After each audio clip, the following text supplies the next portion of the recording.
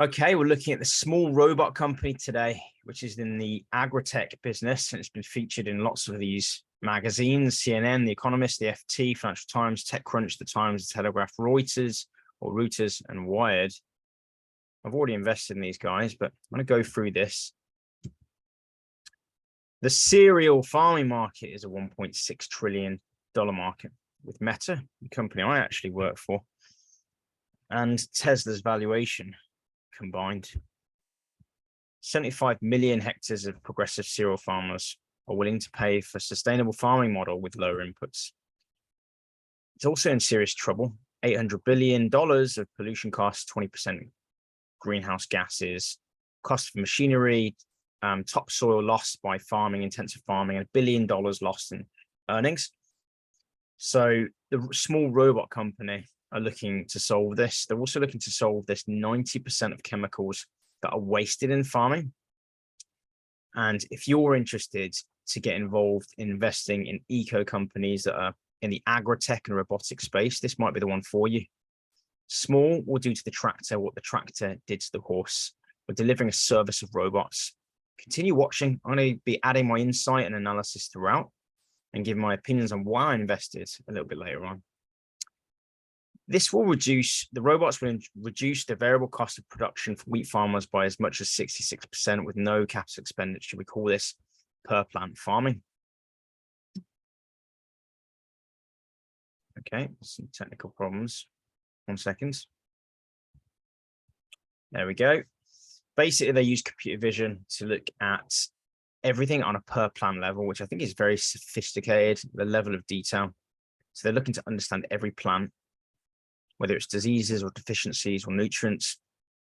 And then it allows farmers to save on every decision. This is very big because this involves food production. It's kind of the future of food production for the world.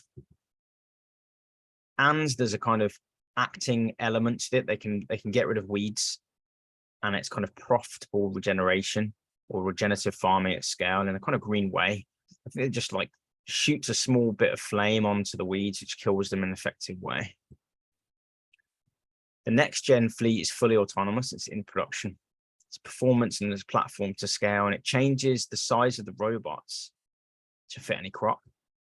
So you can add them on and they can get really big. And I think this is for the farms. If you think about Canada and America, very large scale farming, they can create these robots for large scale mapping and precision spraying and non-chemical weeding for very large farms. This is a quote from Farmer of the Year, Andrew Ward in the UK. Applying products to 100% of the field needs to change. Robotics is the way forward. This is the fourth agricultural revolution. They've got some paid trials with some of these companies: Mosaic, the James Hutton Institute, Momentive, SRUC, and this other company I can't quite read. The 2020 service is currently full. They've sold out, with further interest for 50,000 hectares. They're delivering value to farmers right now. They're partnering with Tuckwells, one of the UK's largest John Deere dealers. This is really important. It's like the future of farming. And look, it's providing kind of computer vision analytics to the farming industry, which really, I don't think it's had much analytics in the up to now. What kind of Google Analytics did for websites, they're looking to do for the farming world. Look at the input savings. Farmers will gain nearly £200 per hectare, rising to £660 per hectare in 2024. So they're going to save. Farmers will gain £1,500 per acre more value in 2025. This would be big money for big farms. Also, farmers will save 200 kg of CO2 emissions per hectare, or 1.5 tons of CO2 emissions in 2024. Farmers could also have the ability to go organic and regenerative in 2025. So that would really help the future of food production globally. If more farmers can go organic, it means that organic food should go down in price, and also there'll be more availability and more people will be able to have organic food, which I think is very good. So they've got different products here. I'm not going to go into the products too much in this video. I may start to do a playlist of robotic products because I think they're fascinating unto themselves. So if we look at this, they're going through trial rollouts in 2022, adoptive customers, scaling the rollout next year. If you're watching this, I'm filming this in 2022. By 2024, it's scaled rollouts, and then they're looking at UK and Canada, and they're looking at 25 million lifetime revenue, 6.8 million in the year 2024 to 2025. Cost of acquiring customers goes down to 5%. So over that time period, it looks like the revenue and the financials start to make sense. This is more on the per plant. On the surface, they look the same, but actually, there's a lot more when you look at their intensity. So I don't know who's doing fireworks at this time. It's October. But anyway, just showing you the intensity. Look at this revenue they're looking at. Research and R&D. They're being paid to accelerate learning because it's such a fascinating field. It's so important for, if you think about it, food production globally. This could have a massive impact. So they got 730,000 for innovation this year. Next year, they're going to be an R&D partner getting 1.3 million. And then from 2024, they're going to have providing strategic data to corporate ECG strategies. They're expected to make 3.3 million from that. Let's go to the next slide.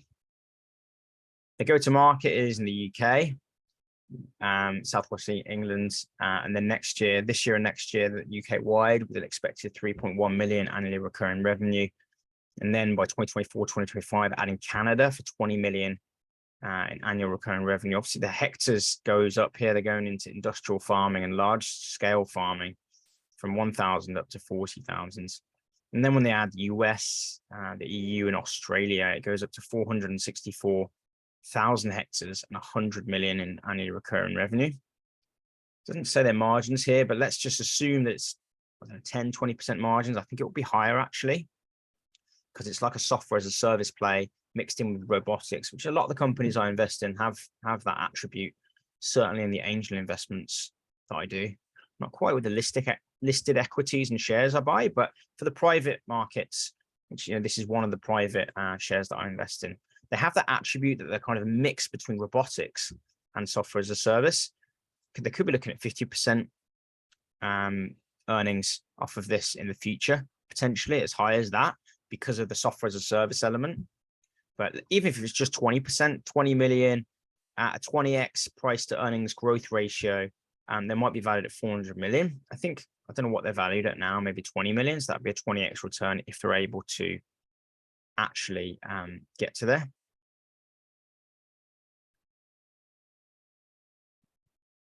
Let's go to the next slide. Stick with me. This is a path to 500,000 hectares, which is a bit of a contradiction here. There's 464 here. They've got a path to 500,000 anyway. They're going to accelerate customer acquisition, data acquisition, intelligence derivation. Not sure what that is. Rapidly expands Canada and productionize new robotic capabilities. Often with a lot of these companies, I make videos about other robotic startups. So if you're interested in checking those out, watch to the end of this video and then check them out for yourself. But a lot of them have the same attributes. That in the early 2020s, which we are now, or in 2022 at the time of recording, they're able to produce the robots at a small scale, but it's the rollouts that people are struggling with at the moment. I think by the mid 2020s, robotics are going to be a lot more in the market, if you like, and a lot of these companies will grow and scale, and robots will become ubiquitous. Can't even say it. They'll be everywhere in every industry, both in the restaurant industry and in food production, transport, I'm sure in manufacturing and other industries as well. Let's get to the next slide. Don't know why this is so slow. So they're thinking they're going to get to profitability by 2023, 2024. I'm not sure why they don't have the profit figures here. I mean, I suppose it's the differential between revenue and expenditure. So it looks like there's 100 million maybe difference there. It's a little bit hard to see, to be honest. I'll move my face a second. By 2025, there's a big gap, which is good. So, and an even bigger back gap by 2026. It looks like it could be 500 million of profit there. I'm going to say this is a little bit confusing to go through quickly, because you've got revenue and then cash. So I guess that's the gap is the cost of revenue, maybe. Is that final year cash or net cash? So I guess it's the differential between expenditure and cash. And if the green line is net cash, it still looks like it's about 100 million there. But it's a little bit confusing there. Might be easier to have proper numbers.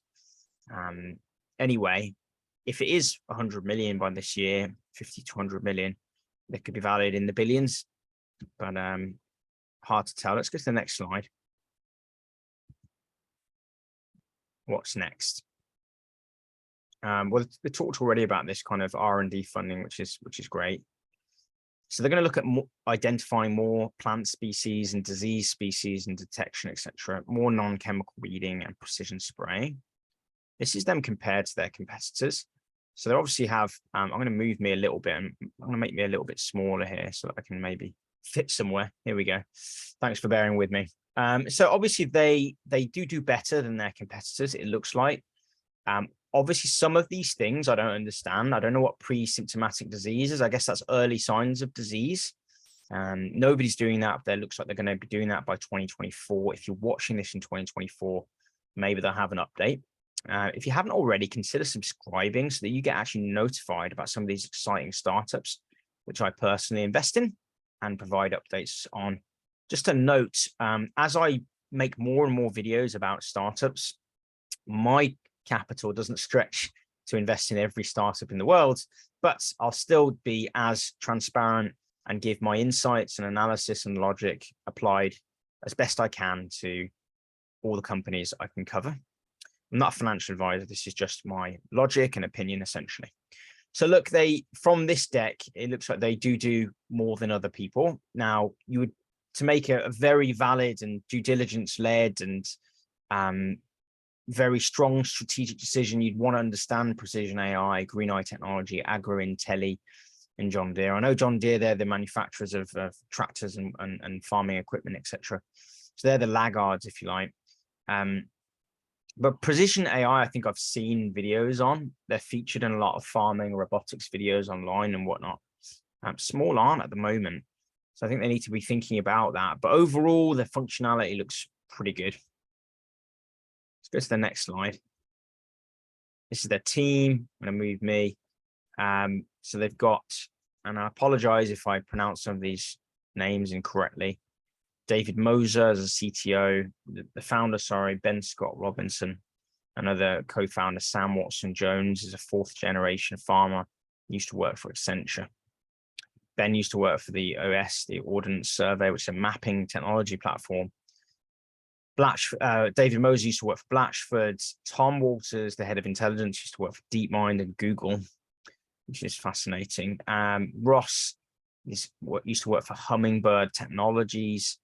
Sarah, I don't know how to pronounce that, Amanda is the CMO, used to work for AdMob, which was sold to Google. It's like advertising mobile technology that Google bought. Ray King used to work for a farming and big commercial production machinery production company, JCB. Head of robotics, has got a master in engineering and mechatronics from Lancaster University. That's obviously a good qualification to have. Barry used to work for IBM as the CCO. Janice is the CPO. I think that's probably the chief product officer. Used to work for, I don't know how to say that. Is that Rocky, Siemens and Shimring. Kieran. So they got a good team here, a really good team. And they've got some Google non-execs as well. Okay, I'm going to stop sharing my screen and I'm going to tell you my opinion on this. So well done for sticking out. Firstly, if you haven't already, if you enjoy these videos and some of the things I'm saying, make sure to smash or invest in the like button, make it blue. That really helps me to get noticed really in the YouTube world, where sometimes, other people that have maybe different skills to me get more views. But anyway, if you want to support the channel, click the like button and subscribe. Now, my opinion on small robot company, I think they're making fascinating products. The fact that they can potentially be making products that are going to make farming and food production less chemically intense, that's going to increase the number of organic farms, and it's going to increase the quality of the food that we all eat, I think is a pretty big move.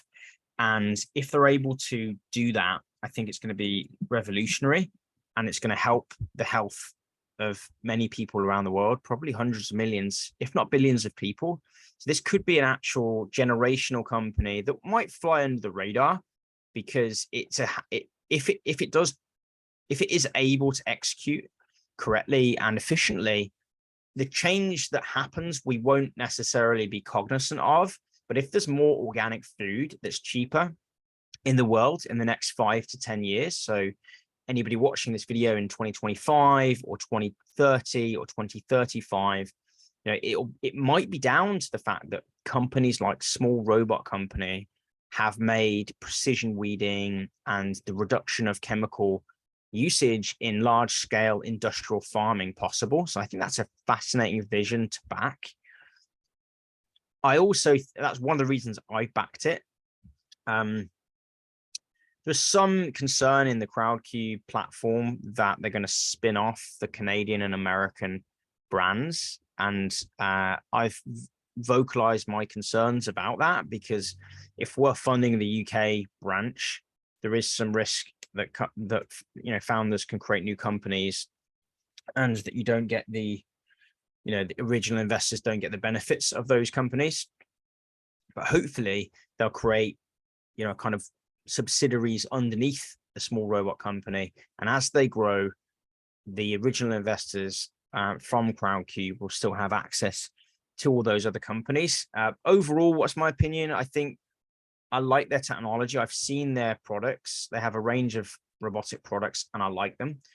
I've mentioned the big vision earlier in this video just a moment ago about organic farming and reducing waste. I think that will be incredible.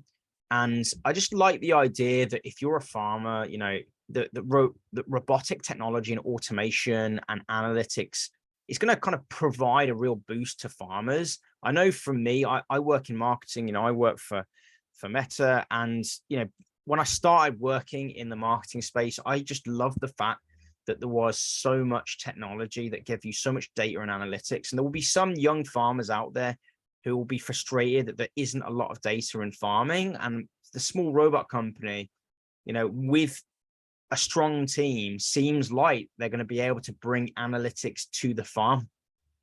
And I'm sure there are other companies out there that are doing this as well, providing more data and data sources, maybe not the same kinds of data. But if you're in the farming tech world, or you're a farmer, or you're an investor in any of the other companies, let me know in the comment section below.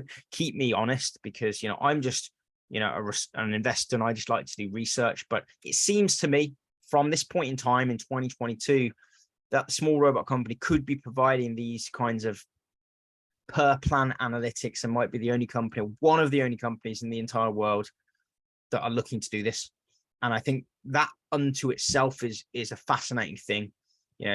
I always thought to myself, my wife used to work in parks, and I always used to think, how come, there are people monitoring trees, but do they know that much about each tree? And if you think about the Small Robot Company, they may be able to apply their technology wider than just farms. And the whole idea that you can drill down into that small level of precision onto a small plant in a big field, I think that could have wider implications, for the study of soil and the other things in the world. I think it's fantastic. Anyway, I'm an investor in the company. Am I going to be investing in future rounds? I'm not going to invest in this round. This is a convertible round. I've decided that I want to invest in other robotic companies right now, but I'm going to monitor the progress of the Small Robot Company. I do like their vision. I'm going to just see if they start to gain that traction in the next kind of 12 to 24 months. I'm quite interested in some of the other companies that I'm investing in. Stick around and I might mention those in a few minutes. But guys, if you've liked the video so far, make sure to smash that like button and consider subscribing. You'll get notified about these raises. If you're watching this video in the future and you've missed out on Small Robot Company, then it is a really strong reason to consider subscribing, hit the bell notification icon button, because a lot of my videos are time sensitive. They're either about a round in, for an angel investment or a startup investment, or they're going to be about a macro change, some legislation, some news, maybe something to consider researching or looking further into. A lot of them are time dependent, so consider subscribing. If you've got any friends or family, I do sometimes see in my YouTube analytics that my videos get shared broadly and widely on WhatsApp, Discord, Facebook groups, etc., Slack, over email. Feel free. I do like to see, that's one way that, if you can't support me in the links in the description, then, if you can support me there, of course. But if you don't want to, if you want to do something quick and easy, you can just, tap that share button and share it with a friend, a colleague, a family member who might want to learn more about how the world is changing and might want to beat inflation. Inflation is quite high at the moment, at the time of recording this video, and getting a solid return in a kind of passive way where, if it works out, things can work out really, really well. If it doesn't work out, you still get the learning, you still learn about the world. And I think the learning is just as important as the earning. Obviously, as investors, we want to earn. And I think that typically, if you're learning about innovative startups that are going to be growing in the world, then that's going to lead to earning. The more you learn, the more you earn, I've always said. Competence, leads to confidence, and the more you learn, the more you earn. Anyway, guys, the other videos will be popping up on screen shortly, and there's some really exciting other robotics firms that I'm also invested in and investing in. Some of those that come to mind: Nomi, which is automating the whole of a restaurant; Misa Robotics, which is automating sections of fast food and restaurants that people don't want to do, like the fast food station, the frying station; or Ally Robotics, that are building robotic arms that can go into restaurants, but it can also help in the manufacturing and construction industries. It has wide applications to Ally as well, and a bunch of others. Check out these videos that are going to pop up shortly. Remember, guys, that knowledge is power, especially the right kind of knowledge. If you've got any questions, comments, or queries, let me know in the comment section below, because your knowledge is just as valuable as mine.